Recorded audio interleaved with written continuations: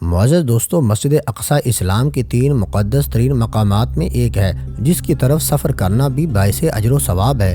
مسجد اقصی اپنے آپ میں ایک مکمل تعمیری تاریخ رکھتی ہے جس کا تعلق قوموں کے عروج و زوال اور پیغمبروں کے مبعوث ہونے سے ہے۔ مسجد اقصی ہم مسلمانوں کے لیے قبلہ اول کی حیثیت رکھتی ہے جس کی طرف رخ کر کے نبی اکرم محمد صلی اللہ علیہ وآلہ وسلم اور آپ کے اصحاب نے تقریباً 1.5 سال تک نماز ادا کی اور یوں لوگوں کو یہ پیغام دیا کہ اسلام کوئی نیا دین نہیں بلکہ یہ دین ابراہیم ہی کی ایک شکل ہے جو حضرت موسیٰ و عیسیٰ علیہ السلام کی تعلیمات کو پھر سے زندہ کرنے اور اصل تورات و انجیل کے پیغام پر عمل پیرا ہے۔ واقعہ معراج اس بات کی دلیل تھی القدوس سے اسلام کا کتنا گہرا تعلق ہے۔ نبی صلی اللہ علیہ وآلہ وسلم کا تمام انبیاء کرام کی امامت کروانا ایک غیر معمولی واقعہ تھا۔ یروشلم اسلام و عیسائیت اور یہودیت تینوں مذاہب کے نزدیک مقدس ترین مقام ہے۔ یہ علاقہ پیغمبروں کا مسکن رہا ہے جہاں بے شمار نبی مبعوث کیے گئے۔ قرآن مجید میں اللہ تبارک و تعالی نے سرزمین قدس کے متعلق سورہ اعراف میں فرمایا، اور ہم نے اس قوم کو کہ جس کو کمزور بنایا گیا تھا اس سرزمین کے مشرق و مغرب کا وارث بنایا کہ جس سرزمین میں ہم نے برکت رکھی ہے۔ اسی طرح سورہ اسراء میں فرمایا، پاک ہے وہ ذات جو لے گی اپنے بندے کو ایک رات میں مسجد حرام سے مسجد اقصی تک کہ جس کے ارد گرد ہم نے برکت رکھ دی۔ ان آیات میں جس بابرکت زمین کا ذکر ہے وہ بیت المقدس ہے اور اس کے گرد و نواح کے علاقے ہیں۔ حدیث مبارکہ میں حضور اکرم محمد صلی اللہ علیہ وآلہ وسلم نے مسجد اقصی کی فضیلت بیان کی، لہذا حضرت ابو ذر غفاری سے روایت ہے کہ انہوں نے نبی صلی اللہ علیہ وآلہ وسلم سے پوچھا، اے اللہ کے رسول صلی اللہ علیہ وآلہ وسلم، اس روئے زمین پر سب سے پہلے کون سی مسجد تعمیر کی گی؟ آپ نے فرمایا مسجد حرام۔ انہوں نے پھر پوچھا، اس کے بعد کون سی مسجد تعمیر کی گی؟ آپ نے فرمایا مسجد اقصی۔ حضرت ابو ذر نے کہا، ان دونوں کی تعمیر کے دوران کل کتنا وقفہ ہے؟ آپ صلی اللہ علیہ وآلہ وسلم نے جواب دیا، 40 سال۔ علماء اور مفسرین کی ایک جماعت کے نزدیک مسجد اقصی کو سب سے پہلے خود حضرت آدم علیہ السلام نے تعمیر کیا تھا اور بعد میں حضرت ابراہیم علیہ السلام نے اسے دوبارہ تعمیر کروائی۔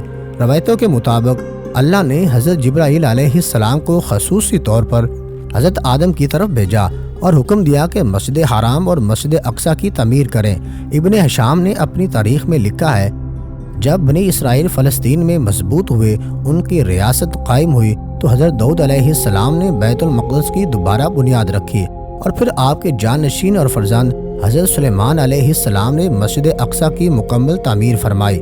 احادیث اور تاریخی روایتوں سے یہ پتہ چلتا ہے کہ بیت المقدس کو کئی مرحلوں اور ادوار میں بار بار تعمیر کیا گیا، نیز اس کی تجدید کئی پیغمبروں نے کی۔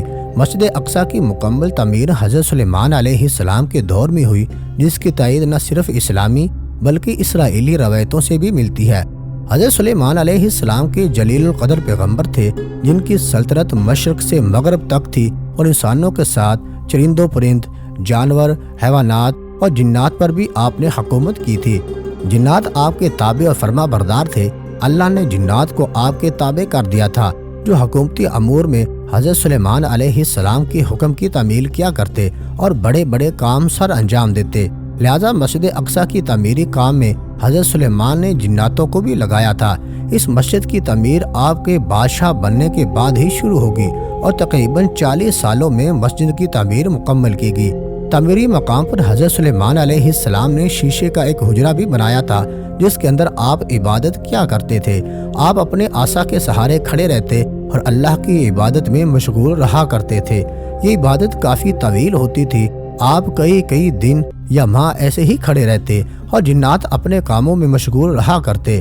جب سلیمان علیہ السلام کو یہ علم ہوا کہ جلد ہی آپ کی وفات ہونے والی ہے تو آپ نے اللہ سے دعا کی کہ ایسا معجزہ صادر ہو جائے کہ ان جنوں کو آپ کی وفات کا علم ہی نہ ہو اور وہ اسی طرح اپنے کاموں میں مصروف رہ کر مسجد کی تعمیر مکمل کر دیں۔ اسی حجرے کے اندر جب آپ عبادت میں مصروف تھے تو آپ کی روح قبض کر لی گئی، لیکن اس عصا کے سہارے آپ علیہ السلام کے جسم مبارک ویسے ہی کھڑی رہی اور جنات یہ سمجھتے رہے کہ آپ عبادت میں مشغول ہیں۔ دراصل پیغمبروں کے جسم مبارک کبھی سڑتے نہیں، نہ ہی زمین کی مٹی انہیں کھا سکتی ہے۔ اس روئے زمین پر جتنے بھی نبی بھیجے گئے آج بھی ان کے جسم قبروں میں صحیح و سالم موجود ہیں۔ لہذا حضرت سلیمان علیہ السلام وفات کے کئی سالوں بعد تک اسی مقام پر عصا کے سہارے کھڑے رہے۔ آخرکار جب اس عصا کو دیمک کھانے لگی اور وہ لاٹھی کمزور ہو گئی تو آپ کی مبارک جسم زمین کی طرف جھکنے لگا، اور تب جناتوں کو یہ علم ہوا کہ حضرت سلیمان علیہ السلام کی وفات ہو چکی ہے۔ اس واقعے کو اللہ نے سورہ سبا میں یوں بیان فرمایا ہے: پھر جب ہم نے ان پر موت کا حکم بھیجا تو جنوں کو ان کی موت کا علم نہ ہوا، مگر زمین کے دیمک ان کے عصا کھاتی رہی، اور جب سلیمان زمین پر آئے تو جنوں پر وہ حقیقت کھل گئی۔ اگر وہ غیب جانتے تو اس خاری کے عذاب میں نہ ہوتے۔